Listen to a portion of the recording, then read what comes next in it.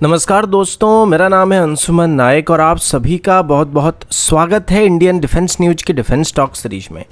जहां पर हम रोज नए नए डिफेंस अपडेट्स के बारे में बात करते हैं। तो चलिए देर न करते हुए आज की वीडियो शुरू करते हैं।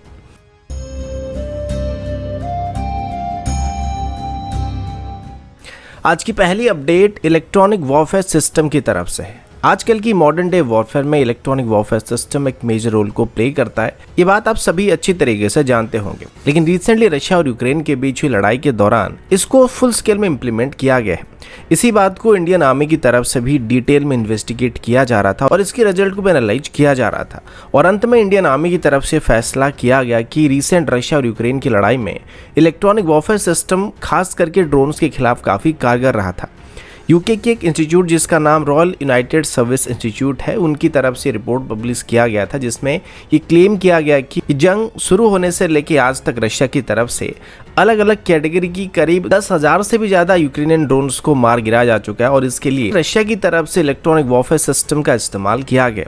और एक एवरेज में देखा जाए तो रशिया की तरफ से डेली बेसिस पर 333 यूक्रेनियन ड्रोन को मार के गिराया गया था। ये सब देखने के बाद इंडियन आर्मी की तरफ से भी अपनी सर्विस में ऐसे सिस्टम को इंडक्ट करने के लिए प्लान किया जा रहा है और इसके लिए अभी इंडियन आर्मी की तरफ से प्रोजेक्ट हिम्मत शक्ति को इनिशिएट किया गया था। इसके अंदर अभी के लिए इंडियन आर्मी की तरफ से करीब 2 इंटीग्रेटेड इलेक्ट्रॉनिक वॉरफेयर सिस्टम को खरीदा गया है, जिनको भारत इलेक्ट्रॉनिक्स लिमिटेड की तरफ से मैन्युफैक्चर किया जाएगा। इसकी कीमत करीब 3,000 करोड़ के आसपास होने वाली है और इसे डीआरडीओ की तरफ से डेवलप किया गया। ये रशियन सिस्टम की तरह डायरेक्टली ड्रोन्स को अटैक तो नहीं कर सकता है, लेकिन ये हमारे कम्युनिकेशन सिस्टम्स को दुश्मन की तरफ से हैक किए जाने से वहां पे रोक सकता है और एक सिक्योर कम्युनिकेशन नेटवर्क को प्रोवाइड कर सकता है। इन सिस्टम को अभी खास करके पहाड़ी एरिया में ऑपरेट करने के लिए बनाया गया है और करेंटली इसमें सिर्फ डिफेंसिव सिस्टम ही मौजूद है, लेकिन आगे चल के इसमें ऑफेंसिव इलेक्ट्रॉनिक वॉरफेयर सिस्टम को भी इंटीग्रेट करने की कोशिश किया जा रहा है। अगला अपडेट अनमैन्ड या ऑटोनोमस सरफेस वेसल को लेके। टेक्नोलॉजी जैसे जैसे एडवांस होता जा रहा है वैसे वैसे ऑटोमेशन पर भी उतना ही ज़्यादा फोकस किया जा रहा है, जिससे ह्यूमन इफेक्ट को यहाँ पे मिनिमाइज किया जा सकता है। अब इसमें सबसे पहले ड्रोन्स और ऑटोनोमस सिस्टम्स को एयरफोर्स में इंडक्ट करना शुरू किया गया था, जिसको बाद में धीरे धीरे करके ग्राउंड फोर्सेस में और अभी नेवी में इसको इंडक्ट करने की कोशिश किया जाने लगा और मरीन एप्लीकेशन के लिए भी ऑटोनोमस सिस्टम को बनाया जाने लगा है। ऐसे में अभी हमारी एक मेजर शिपयार्ड कोचिन शिपयार्ड की तरफ से अपनी इन्वेस्टमेंट में एक ऑटोनोमस अनमैन्ड सरफेस वेसल को डेवलप करना शुरू किया जा रहा है। इस प्रोजेक्ट को अभी ASB पायलट प्रोजेक्ट का नाम दिया जा रहा है, जिसमें जिन ऑटोनोमस बोट्स को बनाया जाएगा इनको बहुत सिविलियन और मिलिट्री यूज के लिए ऑफर किया जाएगा। और कोचिन शिपयार्ड का कहना है कि इसे वो अभी made in India and made for the world का टैगलाइन के साथ डेवलप कर रहे हैं, जिससे साफ है कि इसको सिर्फ भारत तक ही सीमित रखा नहीं जाएगा, बल्कि आगे चल के इसको बाहर देशों को भी एक्सपोर्ट करने का प्लान रखकर बनाया जा रहा है। फिलहाल अगर इसकी रिक्वायरमेंट की बात करें तो ऐसे अनमैन्ड और ऑटोनोमस वेसल की जरूरत हमारी आर्मी, नेवी और कोस्ट गार्ड को हो सकती है और गुजरात की सर्किट एरिया से लेकर पांगोंग लेक तक हम इसको इस्तेमाल कर सकते हैं। अगला अपडेट इंडियन नेवी की तरफ से। इंडियन नेवी की लीड डिस्ट्रॉयर्स की बात करें तो वो अभी कोलकाता क्लास के डिस्ट्रॉयर्स हैं और अभी इसी क्लास की एक डिस्ट्रॉयर INS दिल्ली की तरफ से मलेशिया के आसपास एक पोर्ट कॉल को किया गया था, जिसमें टेक्निकली जो शिप है उसे किसी पोर्ट में जाकर डॉक करना होता है। अब इसमें चौंकने वाली की बात नहीं है, क्योंकि इंडियन नेवी का एक शेड्यूल पोर्ट कॉल था जिसमें INS दिल्ली को मलेशिया की पोर्ट क्लांग में डॉक किया गया और यहाँ पर 28 तारीख से लेकर 31 तारीख तक रहने वाला है। दरअसल इसको इंडियन नेवी की eastern fleet deployment to Asian country scheme के अंदर यहाँ पे किया जा रहा है, जिसमें खास करके भारत अपनी आर्कटिस पॉलिसी को मजबूत कर सकता है। इसमें कई एशियन कंट्री है जिसमें भारत अपनी इन्फ्लुएंस को बेहतर करना चाहता है और रेगुलर पोर्ट विजिट करने से एक दूसरे के साथ बेहतर रिलेशन को बनाया जा सकता है और इसको अभी एक ब्रिज ऑफ फ्रेंडशिप का नाम दिया जा रहा है, जिसमें दोनों देशों की नेवीज के बीच अभी इंटरेक्शन होने वाली है। अब जिस एग्रीमेंट के चलते भारत अपनी ईस्टर्न फ्लीट को साउथ चाइना सी रीजन में आसानी से भेज सकता है और भेजता आ रहा है, उसका नाम एशियन डिक्लेरेशन था या फिर इसको बैंकॉक डिक्लेरेशन भी कहा जाता है, जिसे सबसे पहले अगस्त 1967 में साइन किया गया था। इनिशियली इसमें इंडोनेशिया,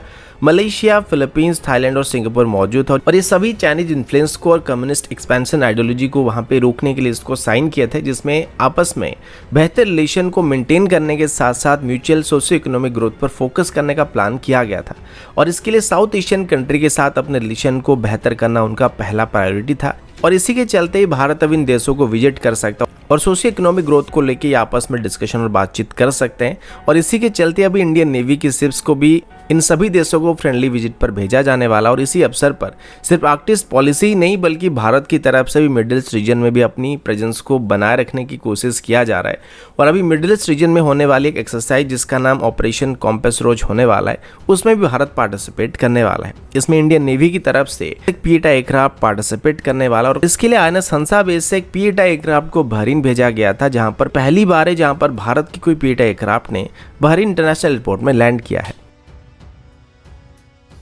अगला अपडेट एक मिसाइल टेस्ट को लेके भारत की तरफ से भी रिसेंटली एक नोटम वार्निंग को इशू किया गया। और ये हर बार की तरह बे ऑफ बंगाल के ऊपर इशू किया गया। इस वार्निंग को 1 और 2 जून को इशू किया गया, जिसकी एक ग्राफिकल रिप्रेजेंटेशन को ट्विटर के यूजर डटरसफा की तरफ से अपनी ट्विटर आईडी में पोस्ट किया गया था। इसमें आप सभी देख सकते हैं कि इस वार्निंग को करीब 700 किलोमीटर की दायरे के ऊपर इशू किया जा रहा है। और जिस तरीके का ग्राफ है उसको देखकर आप सब समझ सकते हैं या फिर कोई अंदाजा लगा सकता है कि इसमें कोई बैलिस्टिक मिसाइल का टेस्टिंग किया जा सकता है। कुछ लोगों का मानना है कि शायद इसमें प्रलय मिसाइल की टेस्टिंग होने वाली है, जिसकी अभी कई डेवलपमेंटल ट्रायल वगैरह चल रहे थे, जो कि एक नई जनरेशन की tactical surface to surface ballistic missile है। लेकिन जहां तक बात रही इसकी रेंज की, तो ये 300 किलोमीटर से लेके 500 किलोमीटर तक ही हो सकता है। लेकिन इस बार जो वार्निंग को इशू किया गया था, इसे करीब 700 किलोमीटर के ऊपर इशू किया गया। तो जब तक DRDO की तरफ से टेस्ट को कंडक्ट नहीं किया था और अपनी ऑफिशियल प्रेस रिलीज को इशू नहीं किया आता है, तो तब तक इसको सही से बताना संभव नहीं है कि इस दौरान भारत की तरफ से कौन सी मिसाइल की टेस्टिंग किया जाने वाला है। अगला अपडेट इंडियन मिलिट्री की तरफ से कंडक्ट किए जाने वाले एक्सरसाइज और वॉर गेम्स को लेके। अब ये नॉर्मल सी बात है कि हर साल रेगुलर बेसिस पर हमारी तीनों सर्विस की तरफ से अलग अलग तरह की वॉर गेम्स को कंडक्ट किया जाता है, जिनको खास करके हमारी आर्म्ड फोर्सेस की मिलिट्री और बैटल प्रिपेयर्डनेस को चेक करने के लिए और वैलिडेट करने के लिए किया जाता है। लेकिन अभी इसमें एक बहुत ही बड़ी चेंज को करने का फैसला किया जा रहा है। अभी तक आप सभी जानते हैं कि जो मिलिट्री एक्सरसाइज हुआ करते थे वो तीनों सर्विस में डिवाइडेड थे, यानी कि एयरफोर्स की एक्सरसाइज में सिर्फ एयरफोर्स ही पार्टिसिपेट करता था, नेवी की एक्सरसाइज में सिर्फ नेवी पार्टिसिपेट करता था, और आर्मी की एक्सरसाइज भी अलग अलग होते थे जिसमें सिर्फ आर्मी पार्टिसिपेट करता था। और बहुत ही ऐसे कम एक्सरसाइज होते थे जिसमें दोनों सर्विस या तीनों सर्विस एक साथ पार्टिसिपेट करते थे। लेकिन अभी